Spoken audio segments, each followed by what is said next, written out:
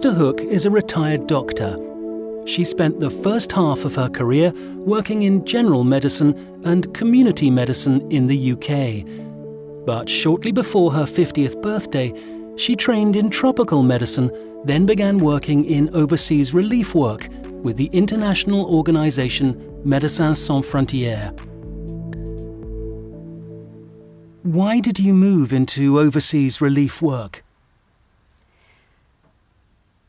I always wanted to work overseas from the time I was very small.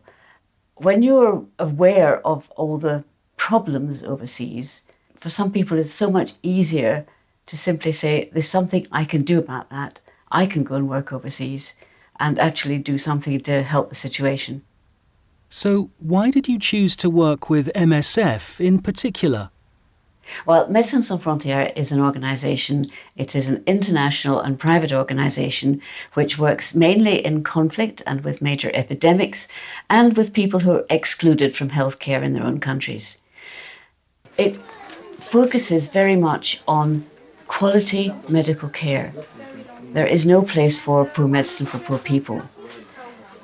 It appealed to me because I had worked in situations where healthcare was a poor relation in that sometimes less good medicines and less innovative work was done because people could not afford it or it was never done that way before. For me, it is important that the innovative and the good treatment is done for everybody, whether or not they can afford it. And this is what MSF has specialised in over the years. Was it an advantage or a disadvantage to get into overseas work at an older age? Well, it's certainly true that most overseas work is done by younger people. However, when you're older and your family don't need you around anymore, it's often useful to be able to offer the experience and the life experience as well as the work experience, and the fact that you've often worked in a team and you can understand team dynamics, and also that you can understand and respect the people that you're working with. Younger people have the energy and the drive, and it's great to have them. But a mixed team is probably best. Tell us about some of the projects you've worked on. The first time I worked with Médecins Sans Frontières was in Zaire, which is now known as the Democratic Republic of Congo. I went there to work in North Kivu province on a project which involved epidemic preparedness in a very remote area of North Kivu. While I was there, the huge problem of a refugee crisis started with people coming over, escaping after the massacre and genocide in Rwanda. And in the course of 4 days, 800,000 people came across from the northern provinces of Rwanda into North Kivu province. There was very little there for them. It's a very poor country. They landed on an area in which there was very little water, and the water there was in the lake was contaminated with cholera.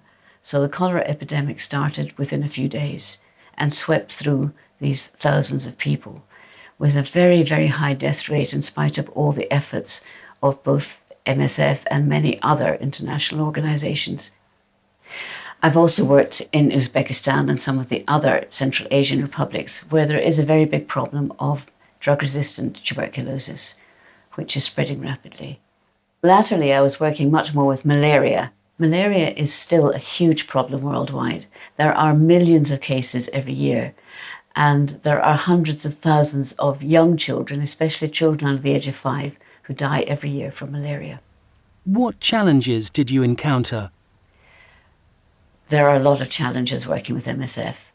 For example, when I was working in Congo during the cholera epidemic, we would leave our team house in the morning, having hopefully had enough to drink, but not be able to put your hands anywhere near your mouth for the whole of the day because of the risk of catching cholera from your contaminated fingers.